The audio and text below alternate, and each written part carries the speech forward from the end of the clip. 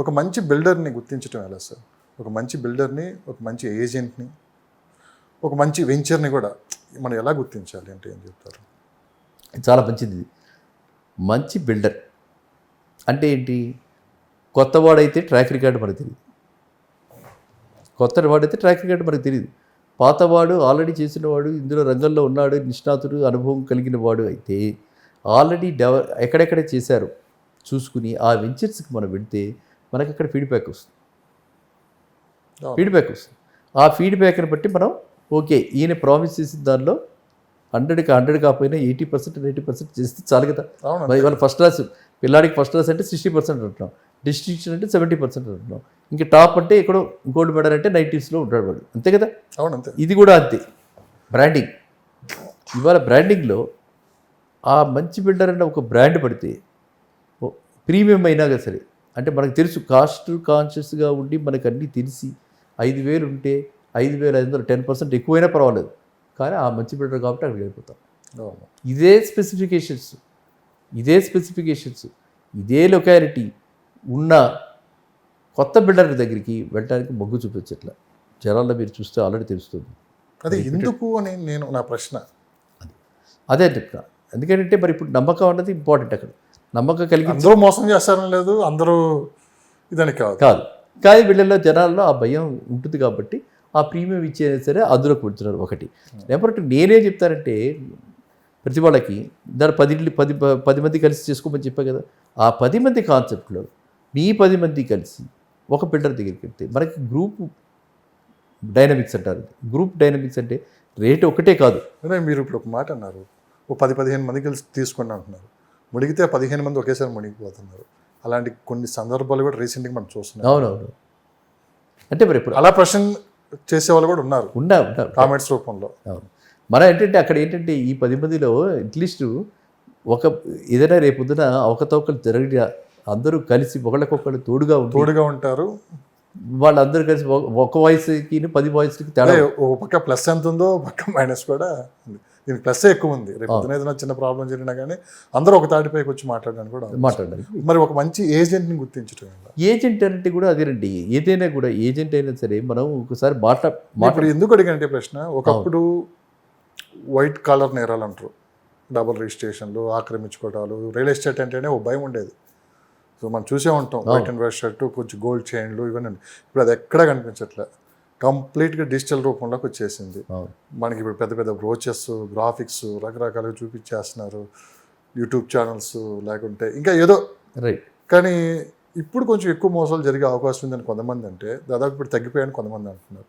So ఈ digital యుగంలో కూడా ఇంకా ఎక్కడ మోసపోతున్నారు అంటే ఏం చెప్తారు? దీనికి యాక్చువల్గా కారణం ఏంటంటే ఎవ్వరు కూడా మీరు చెప్పినటువంటి వర్చువల్ వరల్డ్ 3D అంటే కూడా ఇప్పుడు యుగం అంతా కూడా 3D, థర్డ్ డైమెన్షన్ కనిపించని 4వ సింహం అనే ఇంట్లో కూర్చొని మొత్తం మనం చూపించేస్తున్నాం. అప్పుడు ఇదంతా కూడా కోవిడ్ పీరియడ్లో స్టార్ట్ అయింది ఎక్కువ. మీరు గమనిస్తే యూట్యూబ్ ఛానల్స్ వీటికి కూడా క్రేజ్ మొత్తం కోవిడ్ తర్వాత ఇంత కూడా వచ్చింది. అంటే ఆ పీరియడ్ ఏంటంటే రియల్టర్స్కి అమ్ముకోవడానికి కష్టమైపోయి ఎలా అమ్మాలి, ఎలా నమ్మించాలని చెప్పి అక్కడికి వెళ్ళి సైట్ దగ్గరికి వెళ్ళి అక్కడి నుంచి మనకి వాళ్ళు చూపించి వీడియోల్లో వాటిల్లో చూపించి ఆ విధంగా బుకింగ్లు జరిగాయి. అప్పుడు మనం ఏదో మన ప్రాణం భయం కాబట్టి మనం వెళ్ళలేదు, సైట్కి లొకేషన్కి వెళ్ళలేదు, చూసుకోలేదు అని అంటే ఓకే, ఐ విల్ యాక్సెప్ట్. ఇప్పుడు ఏముంది, కోవిడ్ వెళ్ళిపోయింది కదా, మర్చిపోయాం కదా కోవిడ్. పోనీ ఇప్పుడు కావాలంటే మళ్ళీ కోవిడ్ టైంలో లాగా ఒక మాస్క్ పెట్టుకు వెళ్ళొచ్చు కదా. సో నేనేం చెప్తా అంటే ఇంత మనం కష్టపడి సంపాదించిన డబ్బుని ఒకసారి మనం ఇన్వెస్ట్ చేస్తున్నాము, కమిట్ అవుతున్నాము, ఇస్తామన్నట్టున్నాము, అడ్వాన్స్ ఇస్తున్నాము అన్నప్పుడు we have to think twice. ఒక్క ఛానల్లో మనం చెప్పగానే వాళ్ళు నమ్మకూడదు. అవును సార్, కరెక్ట్. వినకూడదు. డెసిషన్కి మన ఇన్ఫర్మేషన్ కోసమే చూడాలి, కానీ ఆ ఛానల్ చూసి కొనండి అనేది నేనైతే ఒప్పుకోను. పొరపాటు కూడా చేయకూడదు ఆ పని. ఎందుకంటే మన డబ్బు మీద మనకు ఆ మమకారం ఉండాలి. మన పిల్లల మీద మన మమకారం ఉందా? మా పిల్లలు ఏమన్నా అంటే ఊరుకోం కదా. అదేవిధంగా మన డబ్బులు కూడా మనం ఎంతో కష్టపడి పెంచుకున్న డబ్బులు సేవ్ చేసుకున్నాం. ఆ సేవ్ చేసుకున్న డబ్బుని మనం ఇన్వెస్ట్ చేస్తున్నప్పుడు one day at least we should go, వెళ్ళాలి కదా, చూడాలి కదా. ఈయన చెప్పాడు, యూట్యూబ్లో చెప్పాడు, లేకపోతే ఇలా పాపులర్లో ఇచ్చారు, లేకపోతే ఇలా డిజిటల్ మీడియంలో ఫేస్బుక్లో వచ్చింది, ఎక్కడో ఒకటి నుంచి వచ్చింది ఇన్ఫర్మేషన్. ఆ ఇన్ఫర్మేషన్ ఒక చేతిలో పెట్టుకుని ఎంక్వైరీ చేసుకోవాలి. టిక్లు మార్క్ పెట్టుకోవాలి. టిక్ మార్క్ పెట్టి హెచ్ఎండిఏ లేఅవుట్ ఉందా, హెచ్ఎండిఏ అప్రూవల్ ఎక్కడ. ఇప్పుడు పరిస్థితి ఏమిటంటే, నేను లేటెస్ట్గా, నేను కంపెనీ పేరు చెప్పకూడదు కాబట్టి చెప్పరు, ఓకే. లేటెస్ట్గా ఏంటంటే ఈ హెచ్ఎండిఏ లేఅవుట్ అప్రూవల్ వచ్చింది అని చెప్పింది కూడా ఒక ఫోర్జరీ డాక్యుమెంట్. అవును. కాబట్టి మనకి ఎంత నాలెడ్జ్ కావాలి ఇవాళ, ఈ లేఅవుట్ అప్రూవ్ అయిందా లేదా అనేది వాళ్ళ సైట్లోకి వెళ్ళి చూసుకోవాలి. ఈ కాగితాన్ని కూడా నమ్మే పరిస్థితి లేదు. Correct sir. ఇక్కడ మీరు అడిగారు కాబట్టి ఈ నేరాలు ఘోరాల్లో ఎలా ఉన్నాయంటే అది ఘోరం అనమాట. ఇప్పుడు మీరు ఏదైనా కాగితం చూపించారు, ఇది నా బర్త్ సర్టిఫికేట్ మున్సిపాలిటీ వాడు ఇచ్చాడంటే కూడా నిజంగా ఇచ్చాడా మున్సిపాలిటీ వాడు, ఈజీ బర్ బర్త్ సర్టిఫికేట్ కరెక్ట్ అన్నట్టు అని చెప్పి ఆలోచించాల్సిన పరిస్థితి వచ్చేస్తుంది. అవును సార్. అవును. అలా డిటీసీపీ లేఅవుట్ అంటే ఏంటి, నేను ఉండి ఇక్కడ చూస్తాను, కింద మ్యాప్లు ఉన్నాయి, స్టాంప్ ఉందా లేదా, ఎన్ని రాశాడు, ఎన్ని రోజులు వ్యాలిడ్ ఏమిటి అని చెప్పి చూస్తాం, అంతే కదా. కానీ డిటీసీపీ సైట్లోకి వెళ్ళి అక్కడ ఇది లేఅవుట్ ఎప్పుడూ కాదా, హెచ్ఎండిఏ సైట్లోకి వెళ్ళి ఇది ఎప్పుడు ప్రాజెక్టే కాదా, ల్యాండ్ కొంటున్నావు, ఇది అసైన్డ్ ల్యాండా, ప్రొహిబిటెడ్ ల్యాండా, ఏంటి, అవునా కాదా అని చూసుకోవాల్సినటువంటి పరిస్థితి వచ్చింది. ఎందుకంటే ఎప్పుడైనా నేరం చేసేవాడు సామాన్యుడి కంటే తెలివైనవాడు. కానీ ఇంకొక నిజం కూడా చెప్పాలి, మీరు వన్స్ రియల్ ఎస్టేట్లో మనం ఇన్వెస్ట్ చేసిన తర్వాత అసలు తప్పు జరిగిందో ఏదో అది ఎనికి రావటం అనేది దాదాపు అసాధ్యం. కరెక్ట్. మీరు లీగల్గా కావాలి, దానికి ఇంకా కష్టాలు పెరిగిపోతూ ఉంటాయి. ఏది ఒక మంచి నిర్ణయం తీసుకోకుండా, ఒక మంచి సలహా తీసుకోకుండా, మనమే స్వయానే వెళ్ళి అది మన ప్రాపర్టీ చూసుకోకుండా ఇన్వెస్ట్ చేస్తే వన్స్ డబ్బులు చేరాయంటే మనకు ఇంకా దాదాపు దేవుడు కూడా కాపాడు. ఉండిలో వేసినట్టు, ఉండిలో వేసినట్టు ప్లస్ మన డబ్బు వాంగా ప్లస్ మనకి శ్రమ బాధలు.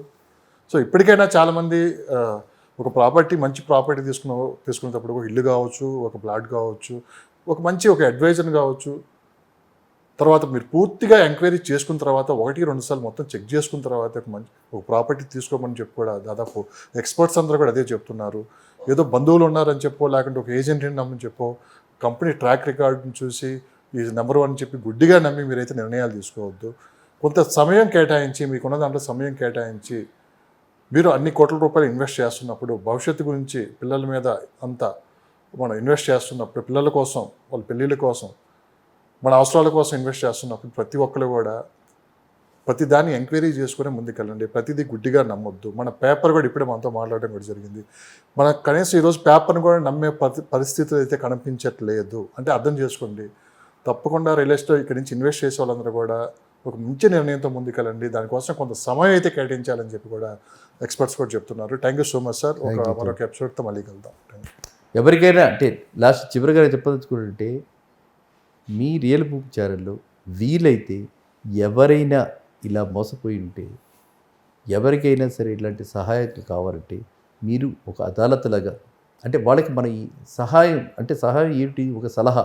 అంటే మాకు ఒక ఐడియా కూడా ఉంది సార్, భవిష్యత్తులో ఇలా మోసపోయిన వాళ్ళు కూడా తీసుకొని వచ్చి ఏ విధంగా మోసపోయారు, ఎక్కడ మోసపోయారు కూడా మేము చర్చించే, అది నా రిక్వెస్ట్, చేసే అవకాశం కూడా ఉంది సార్. నా రిక్వెస్ట్ కూడా ప్లాన్ చేస్తాం. ఆ విధంగా చేస్తే ఒక అడ్వకేట్ని కూడా, ఎందుకంటే బికాజ్ వాళ్ళకి అల్టిమేట్గా బేసిక్ ఎక్కడ మోసపోతాం కూడా మోసపోయినతో చెప్పిస్తాను. అది ఇటు పక్కన మోసపోయిన అయినా అటు పక్కన అడ్వకేట్ పెట్టి నలుగురు కూర్చొని చేస్తే అది మన సమాజానికి ఎంతో ఖచ్చితంగా. అతి త్వరలోనే మేము కూడా ఆ డిబేట్స్ కూడా స్టార్ట్ చేస్తాము. అందరూ బాగుండాలని మనస్ఫూర్తిగా మేము కోరుకుంటాం. ఎందుకంటే మేము ఎక్కడ ఎవరిని ప్రమోట్ చేయం. అది ఒక మంచి ప్రాపర్టీ కొనుక్కునే వాళ్ళకి ఎక్కడ మోసపోకుండా అన్ని జాగ్రత్తలు తీసుకొని ముందుకెళ్ళాలనే మా ఛానల్ కూడా ప్రయత్నిస్తుంది. మీరు అన్నట్టు భవిష్యత్తులో కూడా ఒక డిబేట్ కూడా, కొంతమంది మోసపోయిన వాళ్ళు కూడా కూర్చోబెట్టి ఏ విధంగా మోసపోతారు, ఎక్కడ రాంగ్ స్టెప్స్ చేస్తారు, నిర్ణయం తీసుకునేటప్పుడు ఏమేమి చూశారు, ఎలా చేయాలి అనేది కూడా వాళ్ళ ఎక్స్పీరియన్స్ కూడా చెప్పిస్తే కొంతమంది అన్న చాలా బాగుంటుంది. చాలా శ్రేయస్కరం. ఎందుకంటే మన సమాజానికి అందరికీ హితం పలికేవాళ్ళు మనం. సర్వేజన సుఖినో భవంతు ప్రతిరోజు. ఇక్కడ ఎవరిని మనం, అన్ని కంపెనీస్, కొన్ని కంపెనీస్ మంచిగా ఉండే, కొన్ని కంపెనీస్ చెడుగా ముందుకెళ్ళా ఉంటారు. ఎవరిని మనం తప్పు పట్టలేదు, ఎవరిని మనం సమర్థించట్లేదు. సో ఒక అవేర్నెస్ తీసుకురావడానికి మనం ఈ ప్రోగ్రామ్ స్టార్ట్ చేస్తాం. Thank you sir. Thank you so much.